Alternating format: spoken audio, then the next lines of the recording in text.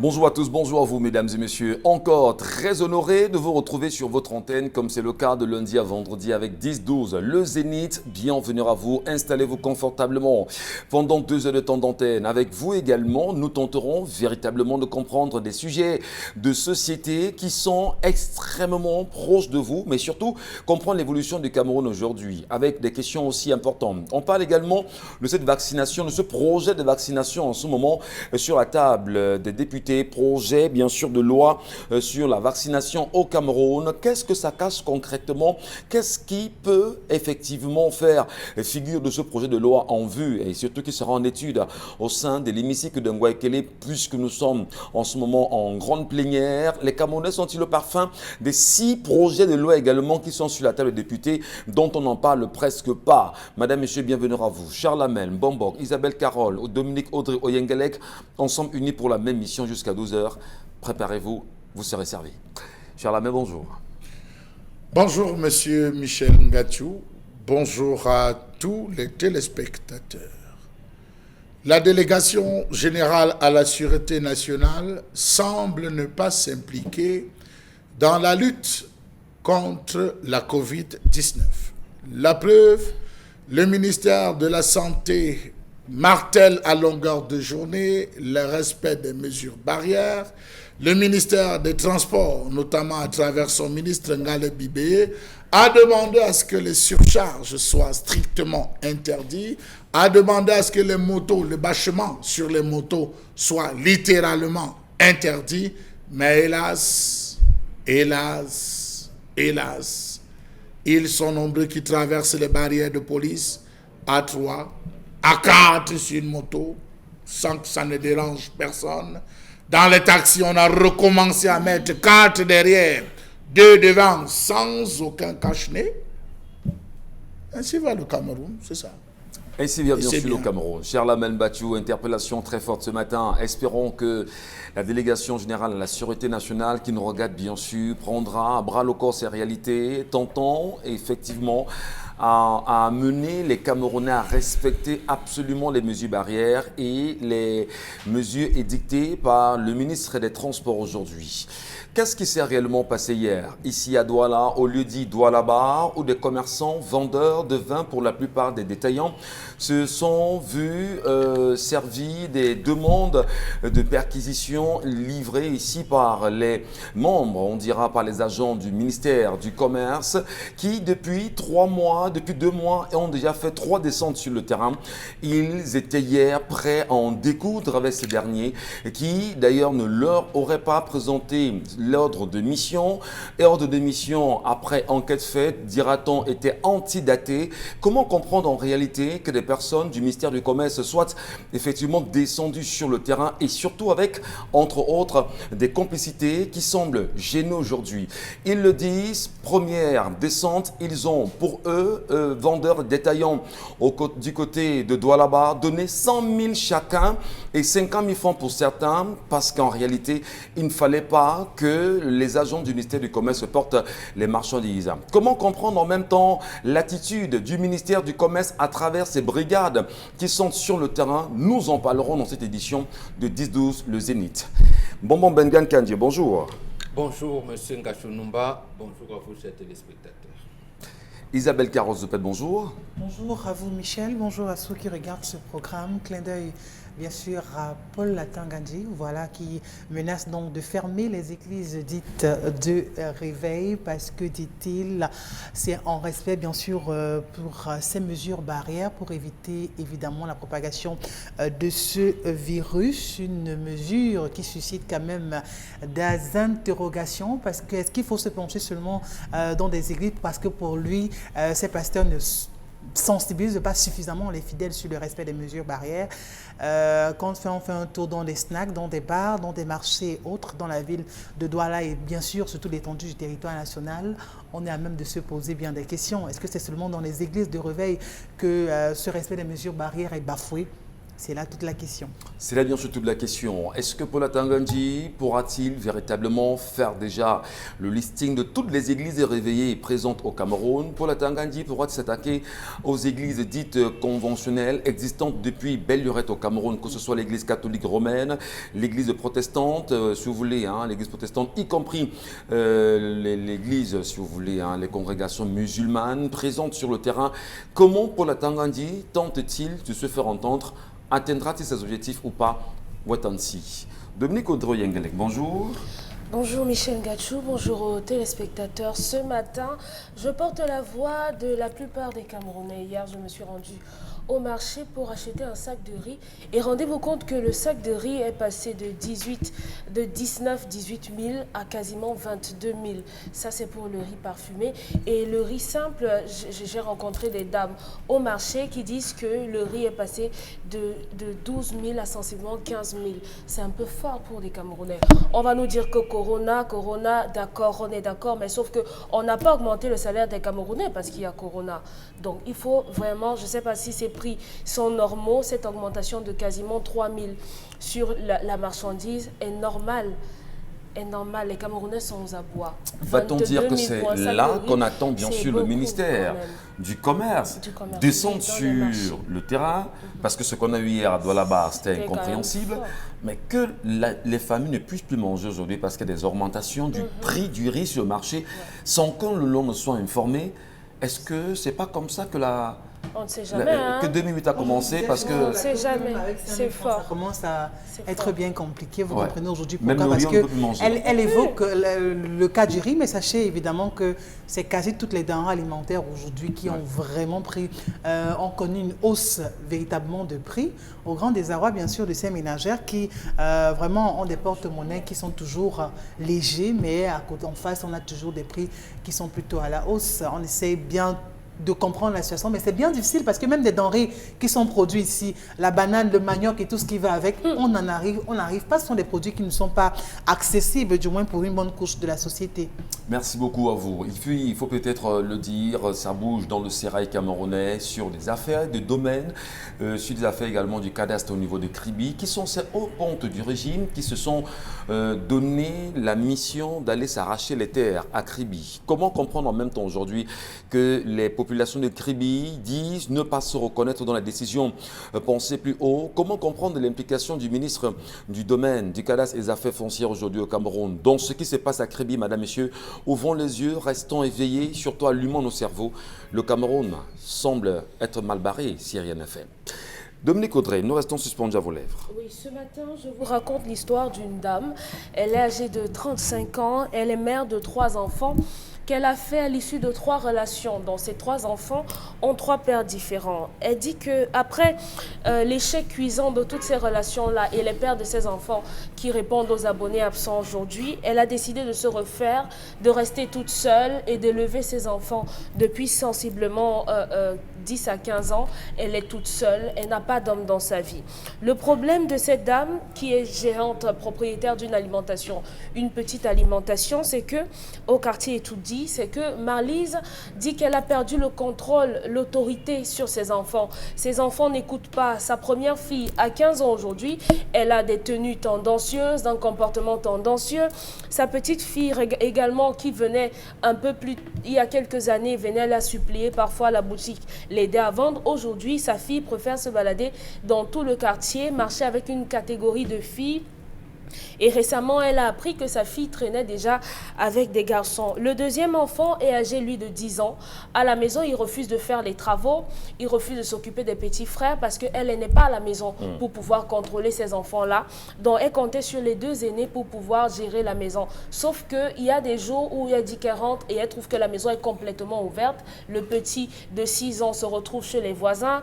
La maison est abandonnée. Donc, aujourd'hui, même le dernier enfant de 6 ans ne respecte rien. Les enfants ont une certaine hygiène qui laisse un peu à désirer. La grande sœur ne prend pas les décisions, ne prend pas son rôle très à cœur. Donc aujourd'hui, la dame aimerait savoir, pour les personnes qui ont été dans cette situation ou bien qui pourraient lui apporter de l'aide. Comment faire pour retrouver l'autorité sur ces enfants-là, étant entendu qu'elle n'est pas à la maison, et elle pose la question de savoir est-ce que si jamais elle donnait la possibilité à un homme d'entrer dans sa vie, est-ce que cet homme-là pourrait asseoir une autorité, pourrait faire qu'on sauve en fait ces enfants-là? Comment l'aider à sortir de cette situation? Alors, les 3 hommes ne sont plus là aujourd'hui. Oui. Elle a au moins une famille, cette femme. Ce que je veux dire, elle appartient à des familles. Comme tout le monde, oui. Voilà. Elle n'a pas de frère, elle n'a pas d'oncle, elle n'a pas de tonton rigide, elle n'a rien, elle n'a personne qui puisse vraiment l'accompagner dans l'éducation des enfants. Elle n'a certainement pas essayé.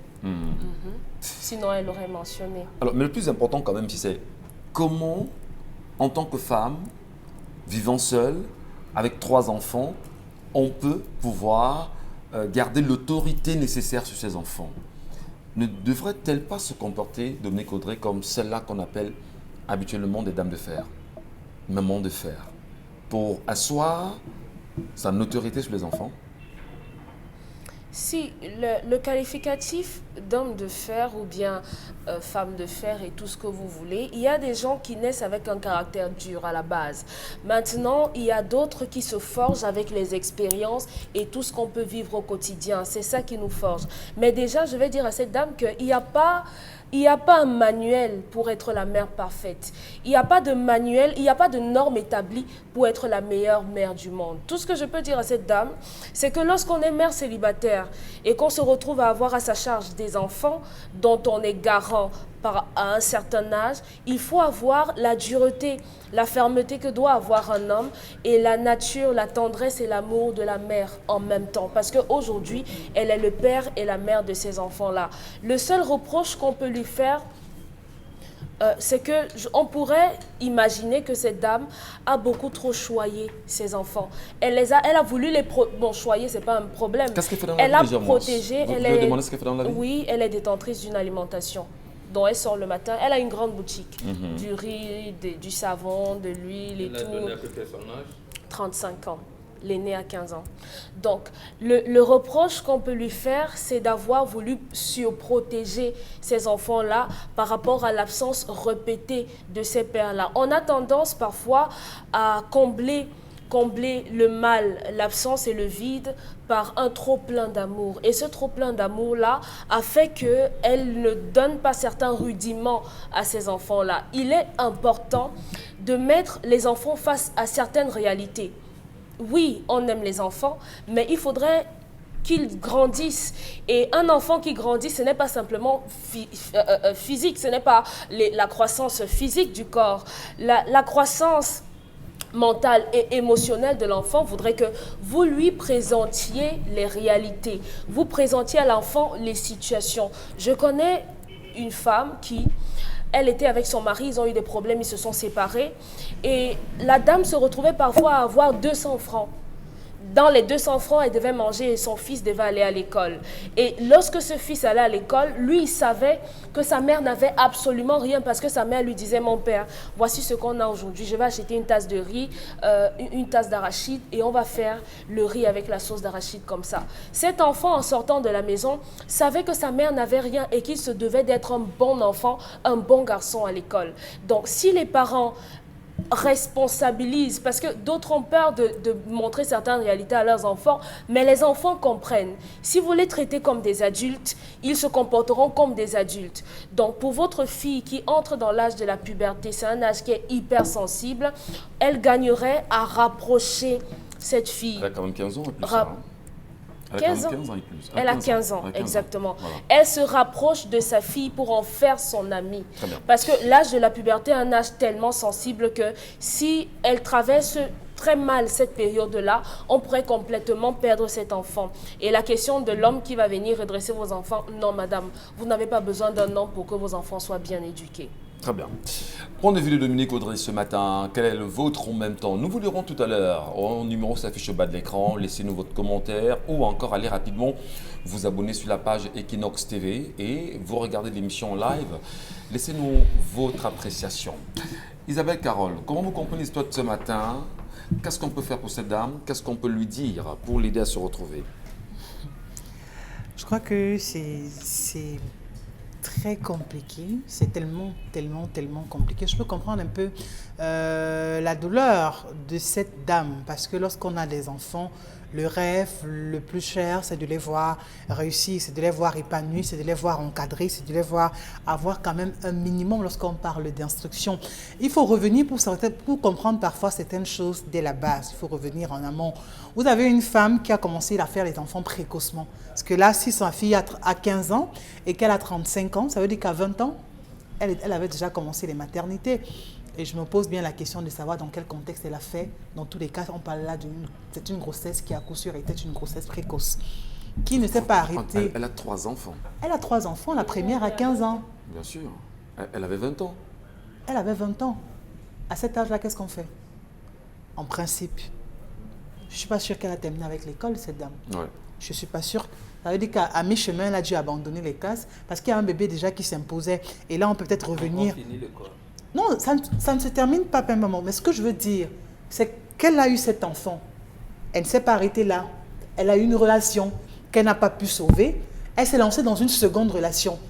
Elle a également fait un souvenir à ce monsieur. Elle ne s'est pas arrêtée là. Elle a eu une 3e relation.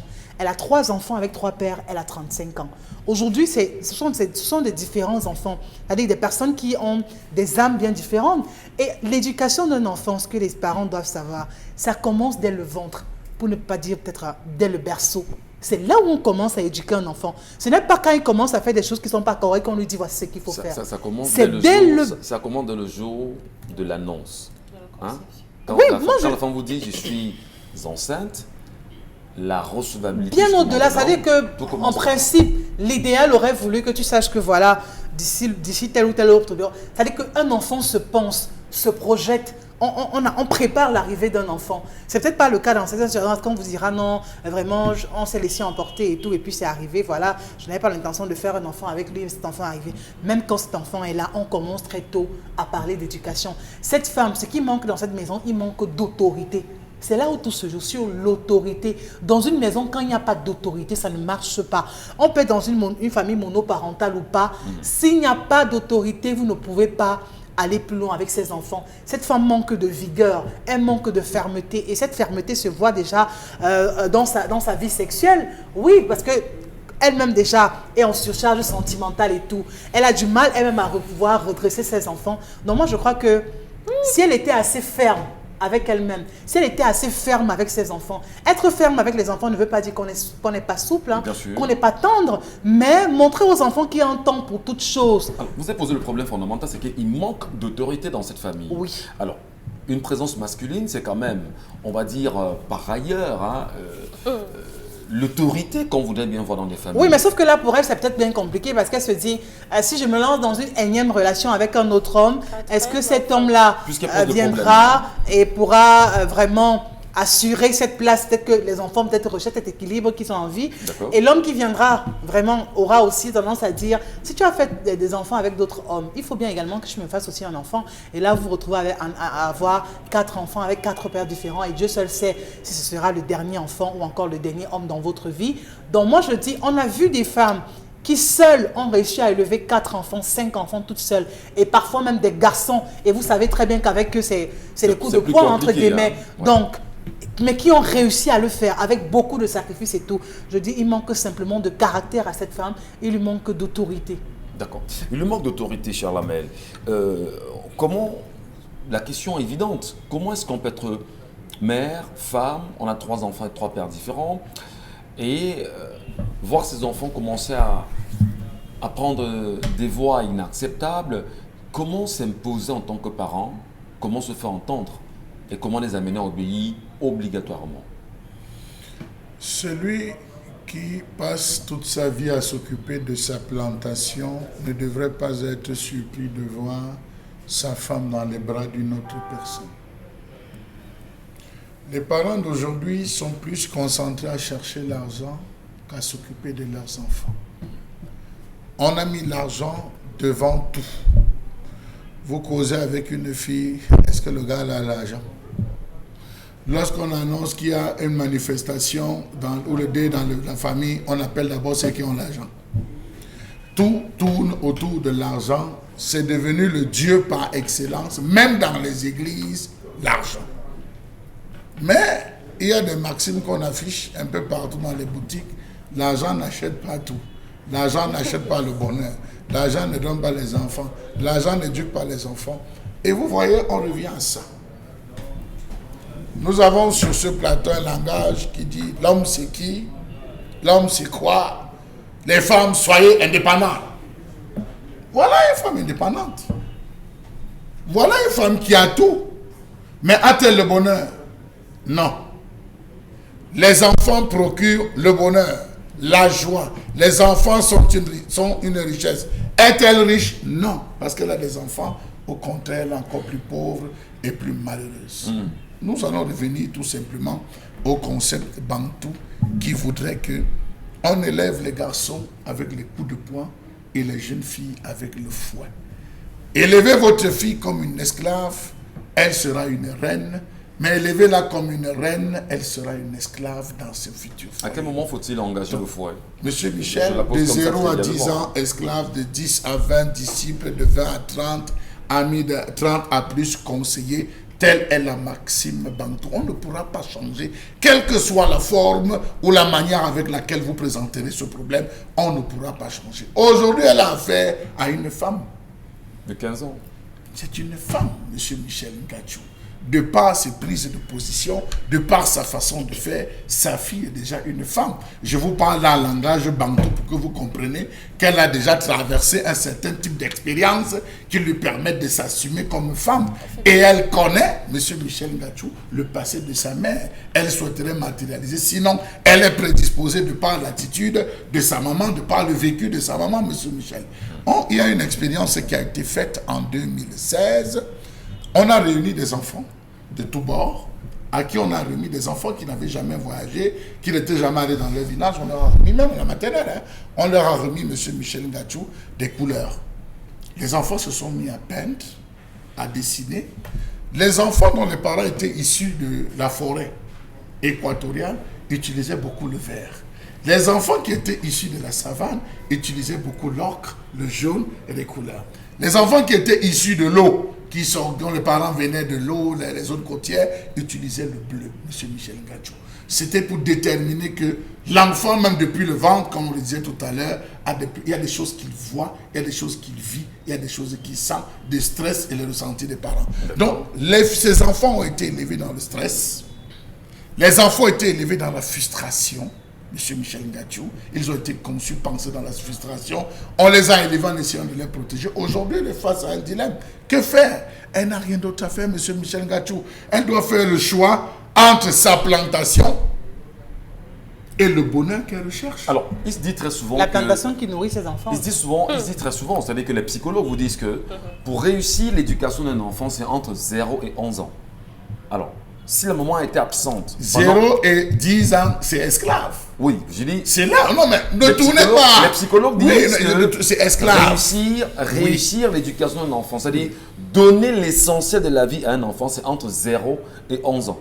Alors si entre 0 et 11 ans, la mère a été absente, quelles sont les chances pour elle, pour la fille qui a 15 ans déjà, et l'attitude des cadets également qui grandissent? Elle doit faire le choix entre sa plantation et ce qu'elle désire, monsieur Michel Ngatsou. Il y a un choix à le faire là, où elle opte pour la théorie. Aujourd'hui, le raccourci pris, chercher un homme qui va venir devenir le bourreau de ses enfants. Elle n'a pas de choix à ce niveau, monsieur Michel Ngatsou. C'est mal barré. Soit elle choisit un homme qui va devenir le bourreau, soit elle décide, monsieur Michel Ngatsou, de dire, ok, j'ouvre ma boutique ou mon alimentation de 7h à 9h. 9h à 15h, je suis à la maison, je gère les enfants en coup de poing et tout pour me rassurer. 17h, je pars ouvrir, 16h, j'ouvre. À 20h ou 19h, j'ai fermé, je rentre. Et non aller rester à l'alimentation de 7h à 23h, parfois minuit, 1h. Voilà. Bon, Mbengan Kandji, est-ce que ce n'est pas justement ce comportement de maman, très souvent, sans jugement, hein, on a 3 enfants avec 3 pères différents, comme Chalamel le disait, les enfants connaissent le passé des mamans, maman absente également, c'est un problème fondamental dans l'éducation de l'enfant. On parle aujourd'hui de dépravation de mœurs. Est-ce que ce n'est pas ce type de manquement, ce type d'éloignement qui pousse les enfants, surtout des filles, comme c'est le cas chez certains garçons, à rentrer dans ces pratiques qui sont malsaines et inacceptables aujourd'hui? Monsieur Ngachou Numba, Oui. vous le vouliez ou non, vous cherchez les psychologues, tout ce que vous voulez. L'homme connaît l'enfant à partir de 7 ans. À partir de 7 ans. De 7 ans. Quand une femme est enceinte, l'homme prépare l'avenir de l'enfant. Les attitudes à prendre, c'est mettre la salive sur le doigt, poser régulièrement sur le nombril de la maman et parler à l'enfant. Même si la maman est stressée, parce que c'est normal, les femmes enceintes ont souvent des envies, ça atténue certaines choses, parce que le papa communique avec l'enfant, il lui communique que sera la vie, il lui dit que l'avenir, on l'attend avec plaisir, un certain nombre de choses. Donc, la bénédiction commence par là. Mais lorsqu'on a oublié ces choses-là, ces préalables, on est surpris. Elle, je suis sûr, dans 10 ans, elle va se retrouver dans une église de réveil. Bon. Justement que Atangandji ne les aura pas fermés, en train de dire Seigneur, donne-moi mon mari, Seigneur, donne-moi mon mari, et tout ça. Non, il faut le dire, il faut juger. Il faut juger parce que la situation est grave, parce que le délitement de la société, je ne parle pas de délitement des valeurs morales, je parle de délitement de la société. La société n'existe plus. Il n'y a plus de principe de solidarité. Comment donc rattraper parce que le rattraper ici voudrait dire que c'est la femme elle-même qui doit se questionner. Elle a accouché, elle n'a été dotée par personne. Ouais. A-t-elle organisé les funérailles de son papa si son papa est décédé? Si son papa n'est pas décédé, quelle vie, quel rapport entretient-elle avec son papa? Notamment parce que ses enfants, 3, c'est les enfants de son père. Est-ce que les pères biologiques les ont reconnus? Est-ce que dans ces 3 pères biologiques-là, quelles sont les vibrations qu'on a? Est-ce qu'il y a une famille de vous? Est-ce qu'il y a une famille de quelqu'un aîné? Parce que quand vous entendez qu'un enfant a poignardé son camarade au lycée d'Eido, les morts, vous accusez facilement les tramolles, les enfants d'aujourd'hui. Il y a des antériorités dans la vie de nos familles. Est-ce que cette femme même était amenée à aller en mariage? Est-ce que c'est tout ça qu'il faut qu'elle règle pour avoir une certaine harmonie? Ça semble être assez lourd, mon Benga. Quand c'est lourd, quand vous priez, quand vous allez dans les neuvaines de prière, ce n'est pas lourd. Non, c'est parce que je dis que ça semble être lourd, donc ça peut ne pas être lourd. Hein? Ce n'est pas, il n'y a pas de lourdeur lorsqu'il faut sauver la vie humaine. Voilà. Les gens quittent Douala ici pour aller se soigner en Inde. Et ils payent des milliards, des milliers de dollars pour cela. Et ça, ce n'est pas lourd. Très bien. Donc, il faut ici, justement, revenir dans les fondamentaux qu'elle a oubliés. Qu'elle a oublié de faire. Quelle relation entretient-elle avec sa famille? Quel est le statut de ses enfants avec les géniteurs ou leur famille? Voilà la situation. On peut également se poser la question de savoir, à cette maman, certainement, est-ce que, sans la juger, est-ce qu'elle ramènerait des hommes à la maison, au vu au sud de ses enfants? Non, ça c'est les détails. C'est les détails. En réalité, c'est des choses qui pourraient amener la fille. Non, justement, c'est des détails que vous voyez souvent, mais en fait, c'est la conséquence de ce que je viens de vous dire là tout à l'heure. Les enfants peuvent même accepter qu'un tonton vienne à la maison. Et si ce tonton a un voile qui n'est pas bien, qui c'est un tonton qui est magicien, qui fait des pratiques dans les trucs, ça va changer quoi? Ça va empirer la situation. Donc le choix même des hommes qu'elle a, est-ce que c'est pas elle-même le problème? Est-ce que ce n'est pas elle qui émet les vibrations, qui chasse les hommes qui viennent l'épouser? Donc c'est pour cette raison que quand on a 3, on ne peut pas faire 3 accidents au même moment. La première grossesse peut être considérée comme un accident, mais les 2 autres, il faudra maintenant questionner. À ce moment, c'est peut-être elle qui repousse, ou alors elle a des vibrations qui l'approchent seulement vers des hommes négatifs. Ça existe aussi. Donc, comment on les répare, ces choses-là? Et justement, par l'organisation qu'elle a héritée de sa famille. Merci beaucoup Mbon Bengan Kandji. Madame, Monsieur, vous également, on vous lira tout à l'heure. Qu'est-ce que vous vous en dites? Quel conseil à l'endroit de cette femme, de cette maman? Et justement, elles sont très nombreuses, les mamans que nous aimons, que nous respectons, qui nous regardent ce matin et qui se retrouvent certainement dans ces situations. Qu'est-ce qu'on peut leur dire pour les aider, bien sûr, à s'en sortir? On en reparle juste après la colère.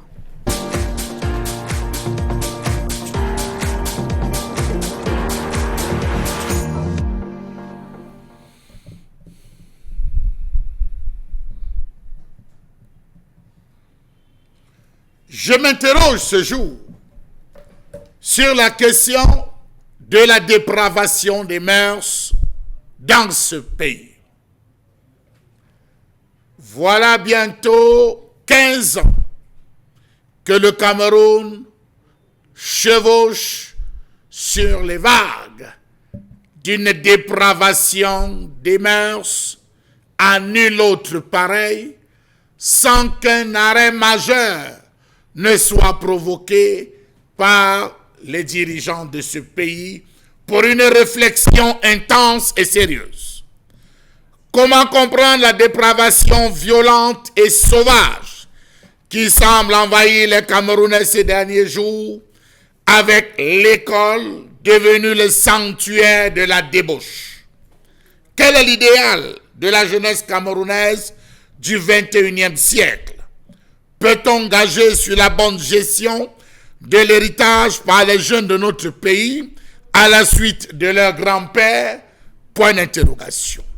Était-ce une volonté expresse des grabataires dirigeant ce pays de tout faire pour démontrer aux yeux de l'opinion nationale et internationale qu'il n'y a plus de jeunes aptes à prendre la relève? Point d'interrogation. Les médias camerounais sont-ils conscients de l'influence de leur programme sur le comportement des jeunes? Le ministère de la Communication est-il comptable ou conscient de l'influence des programmes présentés et proposés par des bouquets étrangers? Comment comprendre cette acculturation dégoûtante qui s'invite dans notre illustre société? La jeunesse camerounaise s'est lancée dans le tournage d'une série web avec comme canal de diffusion WhatsApp et Facebook, où l'on peut aisément apercevoir plusieurs types d'activités pornographiques filmées, danse érotique, fellation, embrassades entre filles, orgies géantes par petits groupes se développer et prospérer à l'intérieur des établissements scolaires, au nez et à la barbe des dirigeants. Les récentes informations de ces jours parlent des groupes WhatsApp où on commercialise tranquillement du cannabis, où il y a des passeurs, des refileurs, des revendeurs et des acheteurs. Tout cela au vu au-dessus des autorités. Des buvettes, des maisons closes poussent comme des champignons, les films se vendent comme de la friandise, l'incivisme est devenu l'habitude et chacun peut du jour au lendemain se permettre le luxe qu'il veut pourvu qu'il ait les moyens. Des moyens que les jeunes n'ont plus de difficulté à trouver parce que devenus des cybercriminels. Malédiction, déséquilibre psychologique, aléas culturels et cultuels, ignorance, promiscuité, pauvreté, irresponsabilité parentale et pseudo-modernité, des interrogations fusent de partout. Que dire de l'univers discographique qui est de plus en plus dégradant, car les chanteurs de la nouvelle génération se sont lancés dans la plupart dans une course au disque d'or de la dépravation des mœurs. Les jacassements jouissifs et les cadencements du postérieur sont devenus des arguments les plus prisés pour ces jeunes à la conquête du statut d'artiste. Que fait le ministère de la Jeunesse? Tout un ministère au gros budget pour pouvoir recadrer cette jeunesse. Comment comprendre que ce soit désormais les établissements scolaires, notamment les lycées et collèges de la République, qui s'entraînent à battre le record du nord au sud, de l'est à l'ouest? La barre rouge est désormais franchie et largement dépassée avec des nouvelles de plus en plus rocambolesques et tristes venant des écoles et établissements. Les enseignants ont-ils fui l'école? La crèche s'est-elle effritée sur le tableau? Les stylos ont-ils perdu de leur encre pour que ce qui intègre la mémoire des jeunes soit aujourd'hui des images abracadabrantes? L'enseignement secondaire privé et public est devenu aujourd'hui une cacophonie. Si l'on n'assiste pas à un crime crapuleux d'un enseignant par l'élève, on assistera à une horde de jeunes se livrant en masse à la consommation de stupéfiants. Des élèves inscrits et embrigadés dans des cercles mystiques et mystérieux à travers lesquels des gourous leur promettent le gain de l'argent facile à travers des porte-monnaies magiques, ou encore on assiste à des braquages à main armée à l'intérieur de différentes enceintes scolaires. La dépravation des mœurs a atteint un seuil incalculable dans ce pays. Absence ou faiblesse d'un cadre disciplinaire stable, comportement vestimentaire peu responsable, promiscuité des enfants, parents et enseignants qui mangent, boivent dans les mêmes endroits, pauvreté ou pauvre éducation morale et sexuelle, multiples moyens de communication qui installent une trop grande couverture et une liberté difficile à contrôler, éducation familiale quasi absente, absence de mesures punitives fortes et rigoureuses. Comment comprendre le fait que l'accompagnement professionnel des élèves en difficulté à l'établissement et au sein des familles soit désormais légué à la société? Comment comprendre l'abandon de la répression systématique des comportements irresponsables, dévergondés ou impudiques dans toutes les formes d'éducation? Le panier de la ménagère est désespérément vide. Les gens meurent de diverses pathologies. La pauvreté et la misère étreignent le peuple. Tout ce que nos dirigeants trouvent à faire, c'est d'encourager la dépravation des mœurs sur toutes ses formes. Faites le tour d'Aqua, d'Edo ou encore Ange Raphaël pour comprendre de quoi je parle. On ne se cache plus pour commercialiser. Drogue, sexe, orientation confondues dans les rues, snack bars et boîtes de nuit, pourvu qu'on soit en règle avec les mbérés. Comment comprendre la prolifération des centaines de bars ouverts 24 heures sur 24 dans l'ensemble des quartiers de nos principales villes où l'on y pratique le commerce clandestin de sexe? Comment comprendre ce trophée que dispute désormais la jeunesse avec la vieillesse parce que mise en mal depuis quelque temps par des multiples scandales? Comment comprendre cette Assemblée nationale qui a pour rôle d'adopter les lois maladroites sans s'occuper des questions essentielles qui touchent notre société? Où est passée la notion de pudeur dans ce pays? Comment comprendre ces vidéos qui circulent avec comme point d'ancrage l'exhibition des parties intimes du corps chez les jeunes filles, l'alcoolisme, le tabagisme et l'homosexualité qui occupent la majeure partie du temps? Pour un pays comme le nôtre, qui doit tout miser sur sa jeunesse, l'avenir est incertain. La dépravation des mœurs bat son plein. Comment comprendre ces recherches effrénées du pouvoir, de l'argent facile, ainsi que les liens avec les cercles mystiques et ésotériques qui causent, que dit-on, poussent certains individus dans la débauche grave, constante et permanente? Car de cette vidéo de ce jeune garçon disant « Reprenez votre porte magique, je ne donne pas ma mère ». Comment comprendre cette justice qui négocie avec les violeurs, les meurtriers, les proxénètes et j'en passe? Comment comprendre cette justice ou ces grâces présidentielles qui viennent à libérer ceux qui ont été présentés comme étant les prévaricateurs de la fortune publique? Comment comprendre que l'arrivée des détenus, un jour d'audience criminelle, atteste de ceci que parmi 50 détenus, au moins 40 sont des jeunes dont l'âge varie entre 16 et 22 ans. Comment comprendre qu'aux yeux du pouvoir en place, le jeune diplômé des universités locales qui vend à la criée les journaux en bordure de route n'est pas un chômeur? L'école et ceux qui vont finir leur parcours académique se retrouvent toujours dans la rue. Voilà la dépravation des mœurs que nous avons. On va conclure en disant « Aide-toi et le ciel t'aidera ». Car au Cameroun, on est quelqu'un derrière quelqu'un. Monsieur Mbatchou Charles Hamel ce matin. Et nous saluons les parents qui nous regardent. Nous saluons la jeunesse également pour celle-là qui est restée devant le petit écran et qui nous regarde ce matin. Nous saluons les Africains qui se retrouvent dans cette colère exprimée et dont il faudra absolument, à travers nos analyses, en sortir avec des points importants. Avons-nous conscience des conséquences aujourd'hui de cette dépravation de base dans nos familles, dans la société en général? Mboma Bengan le disait il y a un moment, nous sommes dans un délitement, dans une dépravation, dans une société qui ne nous ressemble plus ou ne nous ressemble pas. Comment peut-on comprendre aujourd'hui que ce soit dans les lycées, les collèges et même à l'école primaire aujourd'hui, que les enfants soient investis dans une dépravation à nul autre pareil? Le doigt accusateur, certainement, Charles Hamel a très bien dit, est pointé sur ces élus qui très souvent votent des lois, mais sans pour autant penser véritablement à la question de l'éducation des enfants à bas âge. Que dit aujourd'hui du ministère de l'Éducation de base? Que dit justement du ministère de la promotion de la femme et de la famille, voire même du ministère des Affaires sociales? Quelle est la place qu'on occupe ou bien qu'on donne aujourd'hui à la jeunesse pour l'encadrer et surtout la racheter? On en parle. C'est une colère exprimée, Charles Hamel Bachou. Merci beaucoup pour cette colère, tout en espérant que, à travers nos analyses ce matin, que l'on en sorte parce que nous, parents, nous aussi sur le plateau, nous sommes concernés et la peur est grande aujourd'hui. Dominique Audrey, monsieur, comment vous voyez cette question ce matin? Dépravation de masse, le mal est profond. En milieu scolaire. Pas seulement, hein, parce que... Ouais, moi je commence là-bas parce que c'est traumatisant. C'est traumatisant parce que les plus jeunes, ceux qui sont derrière nous, sont censés ceux qui viendront après nous.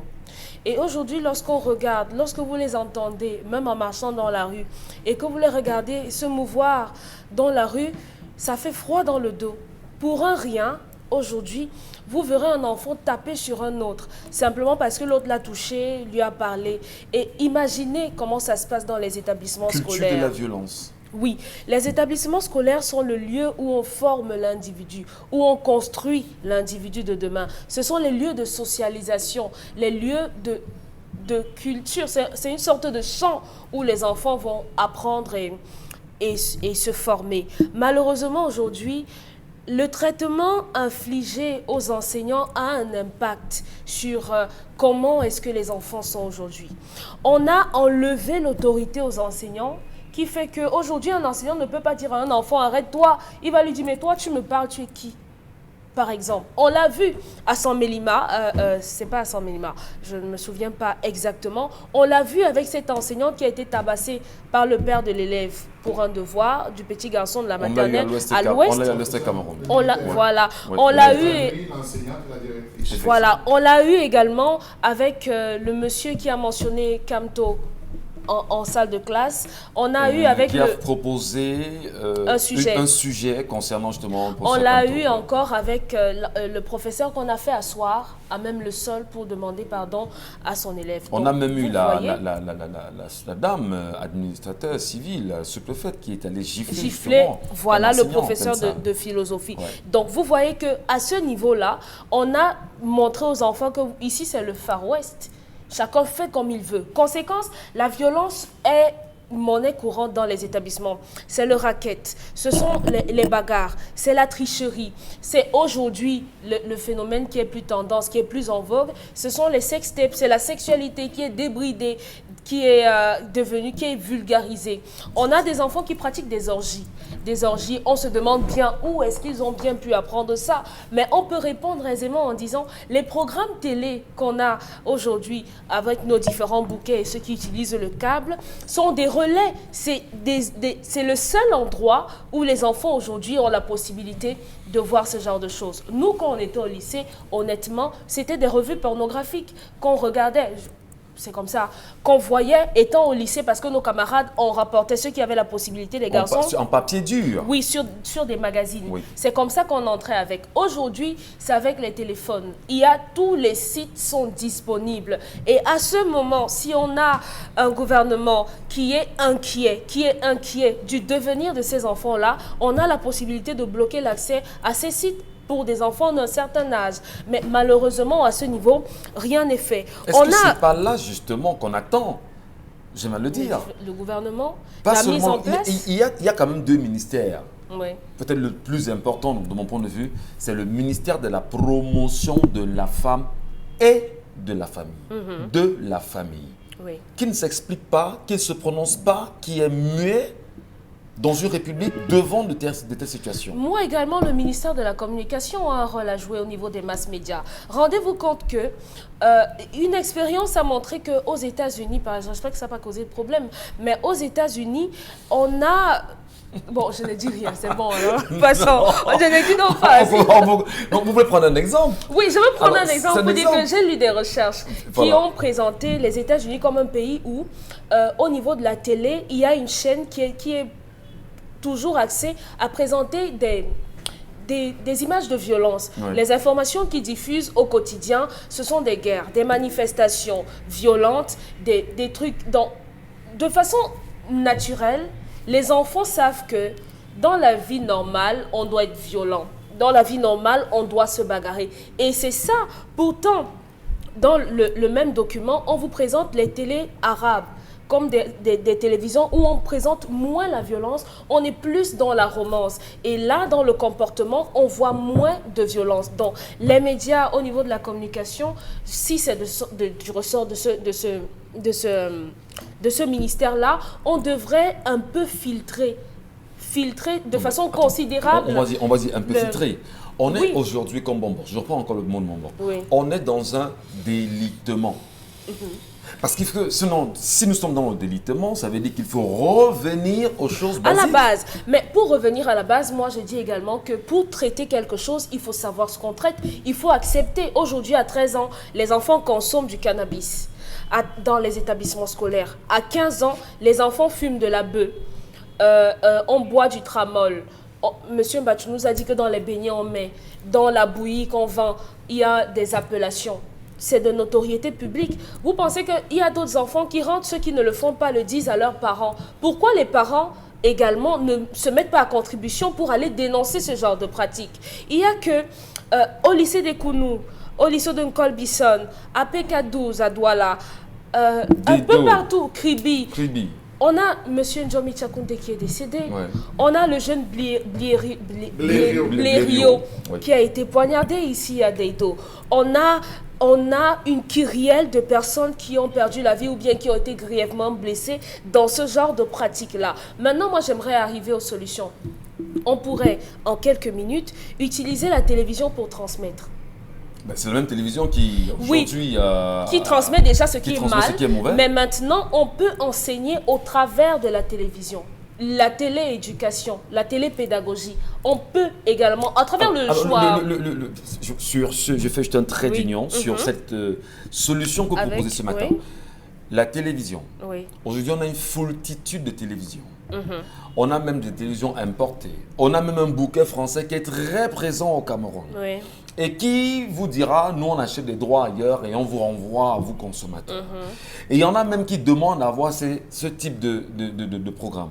Alors, qu'est-ce qu'on peut faire? À qui renvoyez-vous la communication, l'information, à revoir le type de programme, de contenu télévisuel au Cameroun? Qui est censé sanctionner? Le ministère de la Communication, non? Oui. Le CNC, Le CNC, le Conseil national de la également. communication. Oui, vous pensez qu'en Chine, on regarde n'importe quoi? On fait voir n'importe quoi aux Chinois? Ou en Corée du Ou en Nord? Corée du Nord? Non, justement, on est à même de le faire. Parce que si on ne le fait pas, il ne faudrait pas après qu'on organise des colloques et des séminaires pour nous dire sensibilisation des enfants. Parce que ça ne s'arrête. Après les ateliers, là, si rien n'est fait, ça ne sert à rien. Il faut savoir que l'enseignant sème à la maison, à l'école, et le parent doit pouvoir récolter. Les parents, après l'enseignant, ont un devoir, c'est important de prendre la relève. Les enseignants ne vont pas suivre les enfants à la maison.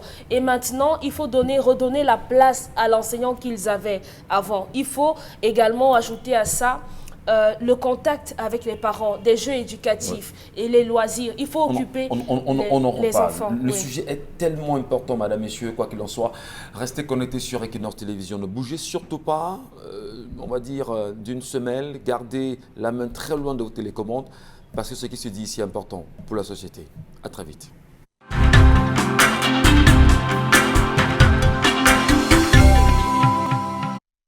Bon retour, mesdames et messieurs, bon retour à vous. Merci de rester sur Equinox avec 10-12, le Zénith, votre talk show.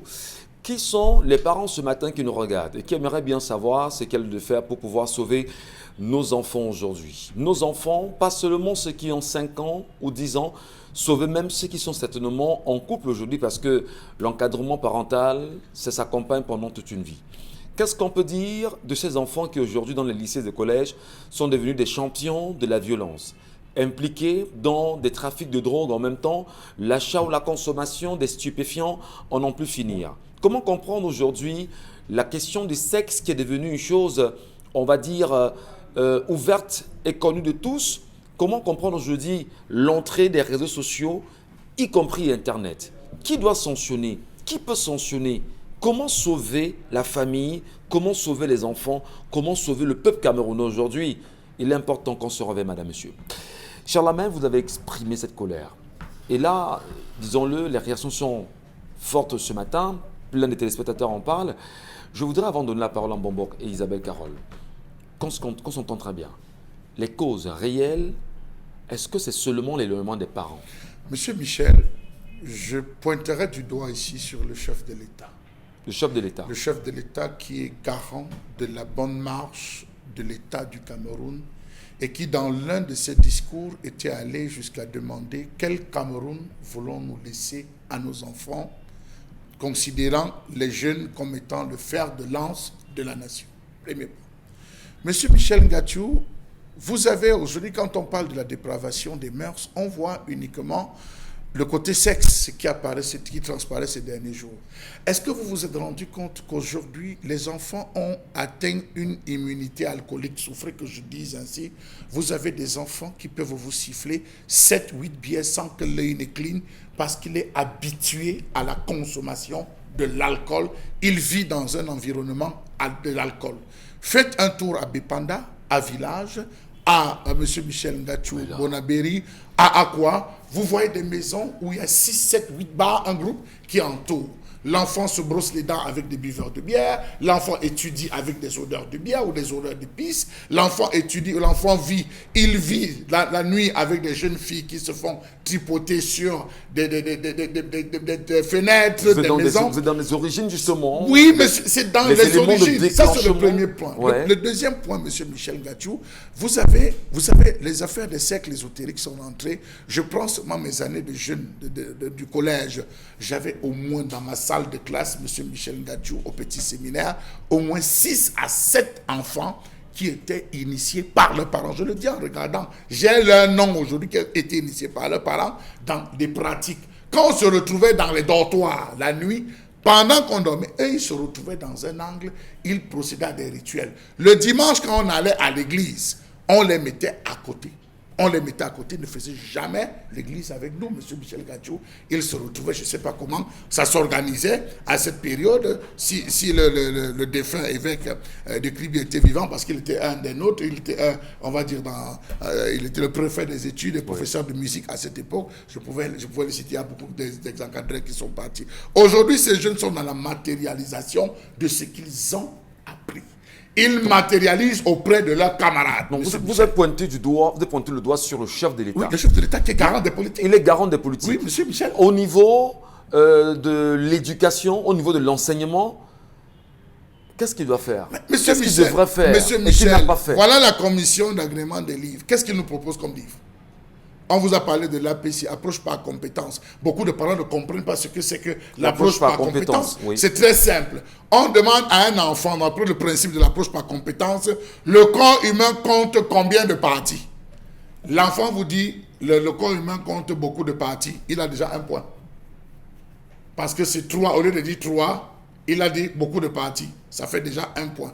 Il dit, citez ces parties. Il y a le pied, il y a le ventre, il y a l'œil, ça fait un autre point. Voilà l'approche par compétence. Voilà comment on évalue un enfant. Alors qu'à notre époque, M. Michel Ngatiou, si vous n'avez pas détaillé la tête, le tronc et les 4 membres, M. Michel, vous n'avez pas la nôtre. Voilà. Donc vous voyez l'approche par compétence. Les livres aujourd'hui ont été simplifiés, il n'y a plus de livres d'activité. Dès qu'on finit une leçon, c'est autre 3, 4 questions. L'approche par compétence a simplifié. L'enfant n'a plus le temps de travailler. Il y a les loisirs. Vous avez des ministères, ministère des Sports, ministère de la Jeunesse. Quels sont les programmes proposés? Incroyable. Quelle est la façon avec laquelle ces organes travaillent avec ces départements, travaillent avec les établissements scolaires? Pour ne citer que cela. Aujourd'hui, les jeunes, je veux vous dire, Bépanda, j'ai sillonné Bépanda, j'ai sillonné Village. Les jeunes de moins de 15 ans et 17 ans sont recrutés dans la vente de la drogue. Oui. J'ai dit la vente de la drogue. Mais Vous ne les voyez pas. On n'a bien peur que le Cameroun devient, on va dire... C'est déjà. Mais comme le Brésil, comme le Mexique. Monsieur Michel, n'ayons pas froid aux yeux, c'est déjà. Nous sommes déjà au Brésil. Nous sommes même en Jamaïque maintenant, monsieur Michel Ngatou. Nous sommes des Jamaïcains. Je vous le dis une vérité. Des enfants de 15 à 17 ans. Ils sont assis dans un carrefour. Ils causent. Ils sont en culotte. Ils sont en babouche. C'est plein sur eux. Ils livrent des filons. Comment un enfant de 15 ans, de 17 ans se retrouve à vendre parce que papa n'est pas à la maison. Incroyable. Papa cherche l'argent, papa était compressé, papa est 25 heures, papa sort à 6 heures, papa rentre à 21 heures, 22 heures, 23 heures, papa rentre, il s'arrête d'abord au bar, il coupe une, il entre à la maison à 2 heures, il se couche, il dort. Voilà ce qu'on a créé, la paupérisation. On vous revient, cher Lamel, puisqu'on en parle. Isabelle Carole. Charles Lamel pointe le doigt sur le chef de l'État, parce que les politiques quand même d'éducation nationale reposent sur lui. Paul Biya, en 40 ans, humblement, respectons-le, puisqu'il est chef de l'État, ses actions n'ont jamais porté, va-t-on dire aujourd'hui. 40 ans, et la population se meurt, les enfants se meurent, les parents n'ont plus de temps pour leurs enfants, aucune action menée autour, malgré les actions menées par, on va dire, la gendarmerie, la police et tout ce qu'on essaie de dénoncer, ça ne change pas. Qu'est-ce qu'on doit faire au plus vite, à votre avis? Ce qu'on doit faire, c'est que chacun à son niveau doit essayer de se battre. Puisque ceux qui sont en haut ne veulent pas le faire. Moi, je vous ai posé toujours la question où est passé le Conseil des ministres, parce que c'est justement dans ce type d'occasion qu'on a la possibilité de pouvoir sanctionner, qu'on a la possibilité de pouvoir sensibiliser, de pouvoir dire que taper du poing sur la table pour dire mais dans ton secteur, ça ne marche pas. C'est extrêmement grave.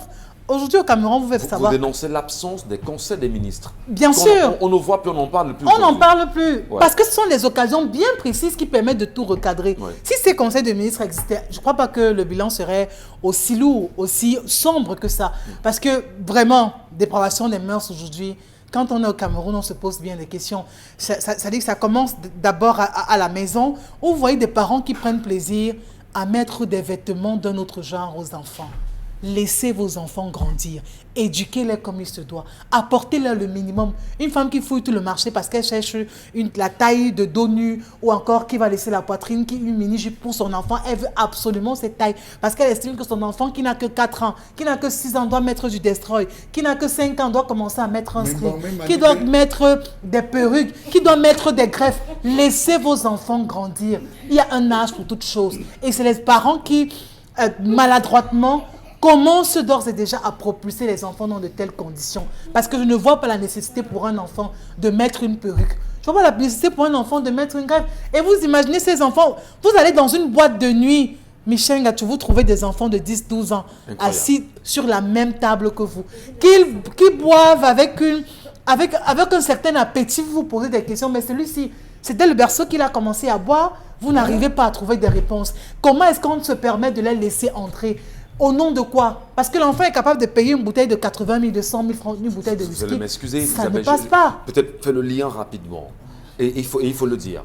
On a une Camerounaise, une citoyenne, une des filles justement de la République, avec qu'on voit tout le temps sur les réseaux sociaux, avec la chicha, elle tire, elle renvoie par les narines, pour ne pas la citer, la fille du chef de l'État, puisque tout le monde la voit sur les réseaux sociaux, elle ne s'en cache pas. Est-ce que justement, ce n'est pas ce type d'image où on prend l'enfant du chef de l'État, on présente en Mondovision, elle fait ce qu'on ne veut pas qu'on fasse, et que ce soit justement pris aujourd'hui comme étant le modèle, la typologie, la chose à faire sociologiquement, socialement parlant? Non, mais c'est pour ceux qui veulent la prendre pour modèle.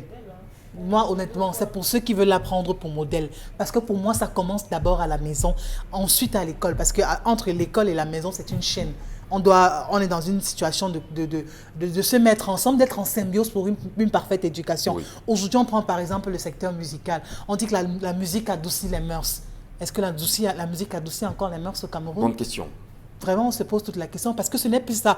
Les artistes musiciens donnent l'impression que le sexe n'est que la seule source d'inspiration. Moi, je veux bien comprendre. Est-ce que c'est la seule thématique, Michel Ngatou, vraiment, sur laquelle on peut chanter à longueur de journée? Vous avez des exemples sur la main, certainement? Vraiment, je n'ai pas envie de... Non, vraiment. Il ne faut pas qu'on commence à... Non, mais il faut citer M. Michel Ngatou. Parce que ce sont ces gens qu'on prend comme modèle. Suivez un morceau, là, digérez, chier. Et on chante. Vous voyez des enfants qui répètent et des télés qui font la promotion. Mais il faut que la censure vienne. Non, je crois que c'est quand même assez grave. Quand vous avez une dame comme Anne-Marie Zier, vous avez des Zanzibar. qui ont chanté, mais qui Margaret ont connu un Confuse, succès, Manu. un plein succès, Manu Dibango, pareil, mais qui n'ont pas plongé vraiment dans des choses de rigole. Alors, l'État est conscient de ça. L'État est conscient justement parce que vous avez pris un exemple qui est assez patent, c'est la musique. Comment est-ce qu'on gère la musique aujourd'hui? Le rôle de la musique dans la société. Et il faut le dire, ça peut choquer. Les dernières chansons de Mani Bella, on se pose des questions. La dernière chanson de Coco Ajanté, on se pose des questions. On a tout ce que vous connaissez là. Alors, ça ne date pas d'aujourd'hui. Oui. Ça fait au moins 10 ans. 15. Voilà, j'ai dit au moins 10 ans. Alors, regardons justement ces enfants qui sont nés il y a 15 ans aujourd'hui. Dans quoi ils ont grandi? Ce qu'ils ont déjà ingurgité comme valeur, comme éducation. Comment en sortir, Isabelle Carr? Mais le spectacle est plutôt désolant. Et le comble dans tout ça, c'est que chaque ministre... Moi, dans le domaine, par exemple, des enseignements supérieurs, est-ce qu'il est impossible, vraiment, pour Pauline Nalovia-Longa, de dire que dans les établissements scolaires, il y a des musiques de notre genre qui ne doivent plus jouer? Est-ce que c'est difficile? Même de base. Est-ce que c'est difficile de le dire? de base. Elle peut prendre une telle mesure. Oui. On ne veut plus telle musique dans les établissements scolaires. Bien que des Que ce musiques soit pour folkloriques. l'éducation de base. Pareil. Demain, on est en train d'achever le 2e trimestre, Michel Gacho. Demain, dans la majorité des établissements scolaires, vendredi et samedi, c'est la remise des bulletins. Et c'est un moment qui s'accompagne généralement un peu de festivité, tout ce qui va avec. Mais vous allez voir ces parents avec ces enfants. C'est quand on va dire ton caleçon fait quoi chez moi que les gens seront en train de danser. Oui, c'est ce qui passe dans ces écoles. Pourquoi? Ça ne devrait pas être le cas. Curieusement, c'est quand on met ce genre de musique que vous allez voir tous les parents se lever. C'est là où il y aura le plus de farotage. Mais quand on viendra avec un Mewe, par exemple, qui va dire que le Cameroun, mon beau pays, ou je ne sais pas quelle autre chanson, là, vous verrez des gens qui sont réticents. Mais là, ça choque et ça décourage même encore certains artistes de se produire. Le sujet est important. Bon, Bengan, le mot a été lâché. Censure, rééducation, assurément. Qui doit le faire et comment? Le chef de l'État. Ce n'est pas une fixation. Sur lui? Oui. Il a accepté, là je reprends, il a accepté qu'un colloque soit organisé au Cameroun du 6 au 11 avril 1987. Je le dis au moins depuis 2 ans.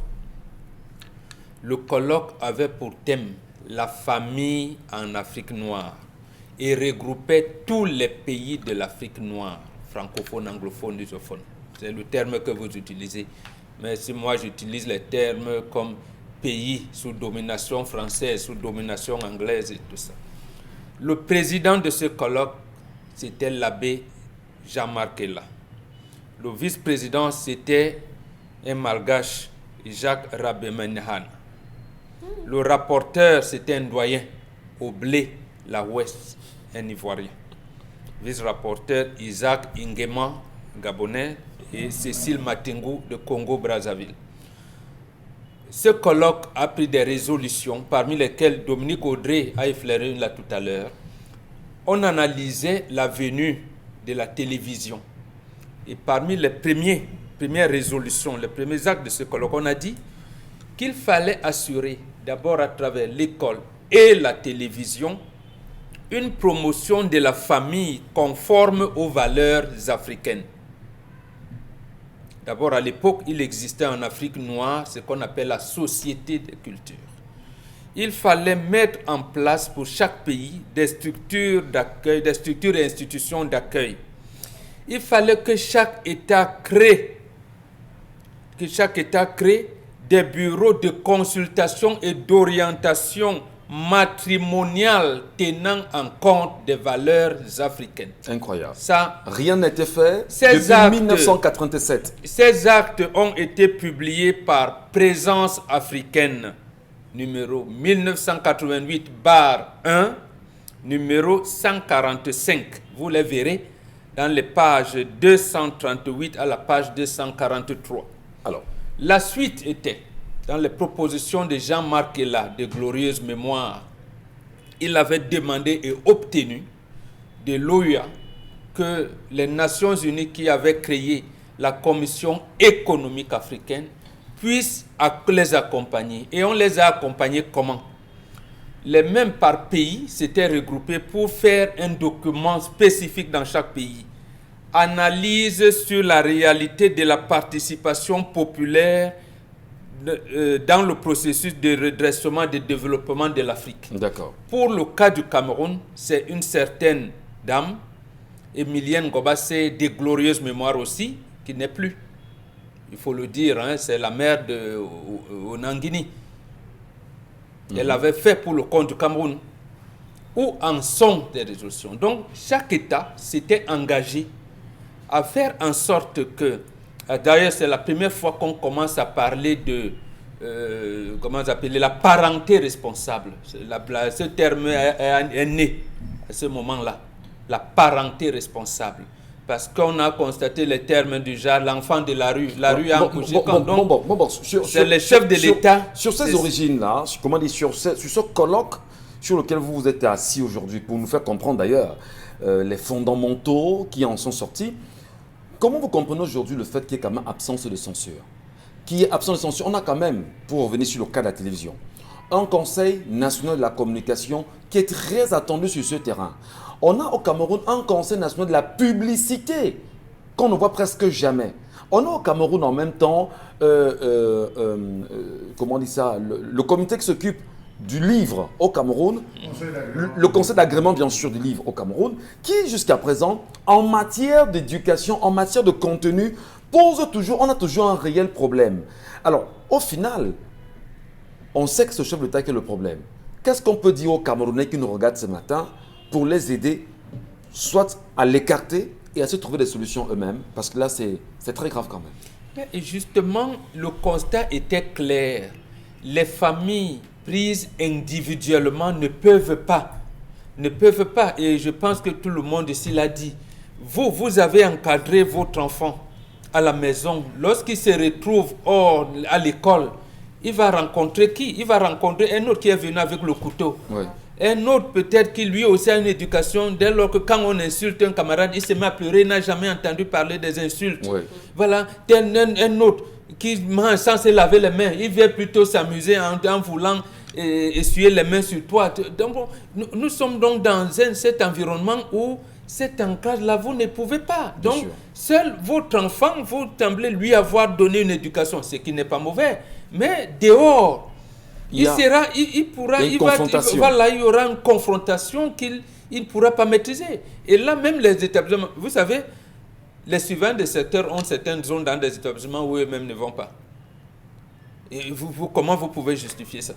Il dit que non. Quand un élève dit, monsieur, mon camarade m'a agressé, dit, toi-même tu allais là-bas, tu ne vois pas que tu es trop petit, tu allais faire quoi dans ce coin-là? C'est comme la police qui a des ce sont nos États, nos chefs d'État, qui avaient eu d'ailleurs ce sentiment-là, d'être accompagnés par la Commission économique de l'Afrique centrale qui est encadrée par l'Organisation des Nations Unies. Maintenant, si vous me dites que l'ONU n'existe que sur du papier, l'Union africaine qui a appelé à la place de l'ONU n'existe que sur du papier, et que nos chefs d'État encadrent les enclos coloniaux et que peut-être les actes de ce colloque n'ont pas aidé à la France, à la Grande-Bretagne, au Portugal, d'étendre leur hégémonie sur nos États, je vous comprends. À ce moment, il nous appartient donc à la jeunesse africaine de trouver une autre génération de chefs d'État qui vont maintenant orienter quel pourrait être l'épanouissement de l'Afrique demain. C'est si facile que ça? Je me pose la question. Rien n'est facile. Manger, c'est facile. Quand vous mangez souvent, surtout quand vous avez même la sole brisée, là, vous mordez la langue, mais vous continuez à manger. Une virgule que vous voulez faire justement, cher Lamel. Monsieur Michel, quel est l'élève ou les élèves qu'on a eu à sanctionner, franchement, depuis le déclenchement de cette vague de dévergondage, monsieur Michel? Vous vous rappelez qu'il y a 3 ans, il y a 3 ans, on était à Bafoussam, 26 élèves avaient été attrapés en plein débat. Il y a 3 ans, c'est pas à Bafoussam que ça avait commencé. Voilà, ouais. Mais est-ce que vous vous rendez compte qu'on avait demandé qu'on les relaxe? Les parents, tous étaient venus, on a dit non, ils ne savent pas, il faut les relaxer. Aujourd'hui, regardez comment le phénomène... Mais il n'y a plus... Nous n'avons plus... Mais où sont les sociologues de la société? Où sont nos sociologues? Mais des sociologues, partant d'un fait comme celui-là, devaient nous sortir des livres, des articles, des réflexions qu'ils devaient proposer à l'attention des départements concernés. Non, il y en a, Chalamel, il y en a. Il y en a plein de sociologues camerounais. Non, pas qu'il n'y en a pas. Peut-être que c'est pour la question. Valentin Gandongo n'a fait qu'écrire sur ça. Mais le drame, donc ça veut dire qu'ils ne sont pas pris en compte. Ils ne sont pas pris en compte.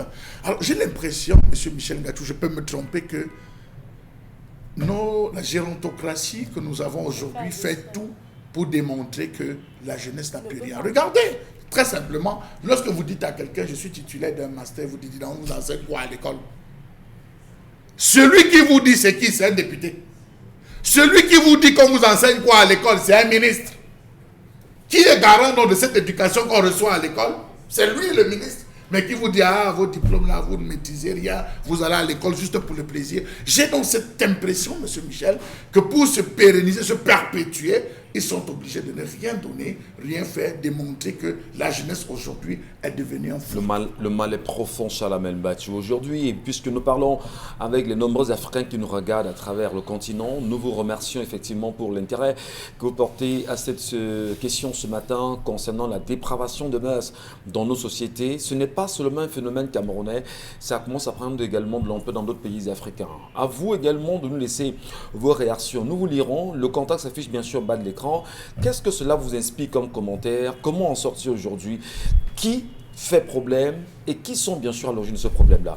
Comment, s'il vous plaît, dites-nous, sauver nos enfants? Sur la page Facebook, s'il vous plaît, vous êtes très nombreux bien sûr à laisser des commentaires, mais également, on vous prend en SMS Isabelle Carozepet. Bonjour à vous sur le plateau, je suis Monsieur Ndongo Charlie.